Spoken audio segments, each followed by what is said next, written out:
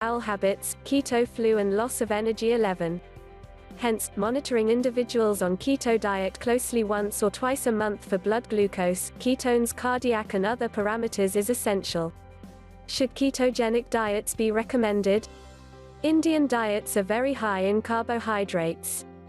The starch study has shown that Indians with or without diabetes consume at least 65% calories from carbohydrates. 12. The Chennai Urban-Rural Epidemiology Study (CURES) has also shown that carbohydrate constitutes the major source of calories in South India. 13. We also know that India has a huge burden of type 2 diabetes. 14 and cardiovascular disease. 15. Data from the PURE study 16 showed that high carbohydrate intake, more than about 60% of calories, was associated with an adverse impact on total mortality and non-cardiovascular disease mortality. By contrast, higher fat intake was associated with lower risk of total mortality, non-cardiovascular disease mortality and stroke. 16.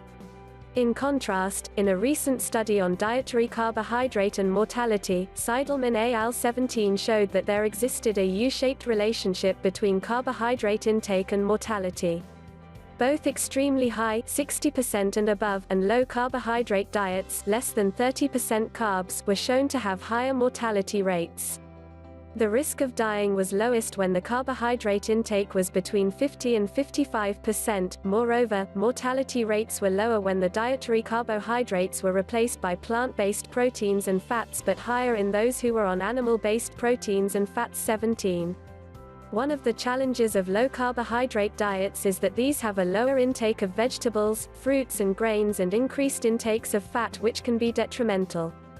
Long-term low-carbohydrate diets with increased fat consumption have been hypothesized to stimulate inflammatory pathways, oxidative stress and promote biological aging. 18. The biggest problem with extreme diets like keto diets is their sustainability.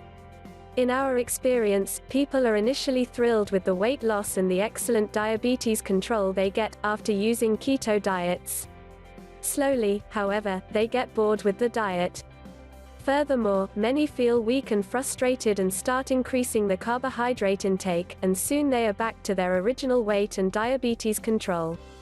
Recent studies also suggest that ketogenic diets may, in fact, induce hepatic insulin resistance. 19. There are also reports of micronutrient deficiency. 20 and cardiovascular safety. 21. Hence, many more studies need to be done before these diets are widely recommended. So what is our final message? The dictum, moderation is the key, should be used while following any long-term diet plan. While low-carbohydrate ketogenic diet does, admittedly, show dramatic improvements in the short term, these can increase morbidity and mortality in the long run and are rarely sustainable. Instead of letting the pendulum of nutrients swing on either side, one must be vigilant of the balance and interplay of nutrients, and there should be a representation of all food groups on the plate. 18. For Indians, it appears that it would be most prudent to have a diet with about 50% carbohydrate, using complex carbs and whole grains such as brown rice or whole wheat, about 20 to 25% protein, preferably from vegetable proteins such as legumes and pulses, and the remaining 25 to 30% from healthy fats like monounsaturated fats, e.g. groundnut oil or mustard oil, and nuts and seeds, along with plenty of green leafy vegetables. Such a diet may not immediately give dramatic results as far as weight reduction is concerned. However, it will be sustainable in the long term and will be less risky and certainly more healthy, and also help prevent non-communicable diseases such as diabetes, cardiovascular disease and certain cancers.